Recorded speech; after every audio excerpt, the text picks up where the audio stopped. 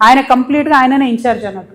ఈయన చైర్మన్ ఉంటే ఆయన వైస్ చైర్మన్ అన్న లెవెల్లో వాళ్ళు చెప్తే తప్పితే పని అవ్వడం లేదు. రియల్ ఎస్టేట్ వాళ్ళందరూ కూడా వచ్చి మొత్తుకుంటున్నారు. హైడ్రాతోని రియల్ ఎస్టేట్ సగం కుదేలు చేసిండ్రు. రెండవది అవినీతితో కుదేలు చేస్తున్నారు. Per square feet 150 rupees up front ఇస్తే తప్ప పర్మిషన్ ఇవ్వమని చెప్పి ప్రభుత్వం రియల్ ఎస్టేట్ వాళ్ళను వేధించడం మానుకోవాలి. రియల్ ఎస్టేట్ వాళ్లకు మీరు కంప్లీట్గా ఎక్స్టార్షన్ చేస్తూ ఉన్నారు.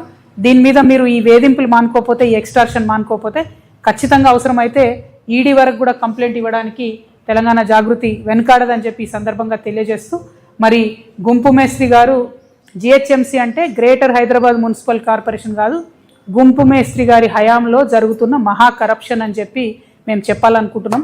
ఈ కరప్షన్ని తప్పకుండా మీరు చెక్ చేయాలి, దీని మీద ఆలోచన చేయాలి. మన హైదరాబాద్ సిటీ డెవలప్మెంట్ని పక్కకు పెట్టి ఈ అవినీతిని మీరు ఇంకా పెంచుకోవడానికి ఫ్యూచర్ సిటీని ముందుకు తీసుకొచ్చి పెడతా ఉన్నారు. అది కరెక్ట్ కాదు. హైదరాబాద్ సిటీలో మీరు ఫెసిలిటీస్ ఇవ్వండి, ఈ సిటీ ఎదిగేలాగా చూడండి, ఇక్కడ కంపెనీస్ వచ్చేలా చూడండి. ముందు దీన్ని ప్రొటెక్ట్ చేయండి, తర్వాత ఫ్యూచర్ సిటీ గురించి ఆలోచించండి. మీ రియల్ ఎస్టేట్ కోసం అటుపోయి హైదరాబాద్ సిటీ ఫ్యూచర్ని నాశనం చేయొద్దని ముఖ్యమంత్రి గారిని కోరుతూ మళ్ళొకసారి డిమాండ్, ఖచ్చితంగా నామినేషన్ ప్రక్రియను క్యాన్సిల్ చేయాలి. టెండర్ సిస్టమ్ ద్వారా మాత్రమే ₹1 అయినా సరే ప్రజలకు జవాబుదారీగా ఉండేటట్టు ముఖ్యమంత్రి గారు శ్రద్ధ పెట్టాలని కోరుతూ సెలవు తీసుకుంటున్నాను. Thank you. జై తెలంగాణ, జై తెలంగాణ, జై జాగృతి.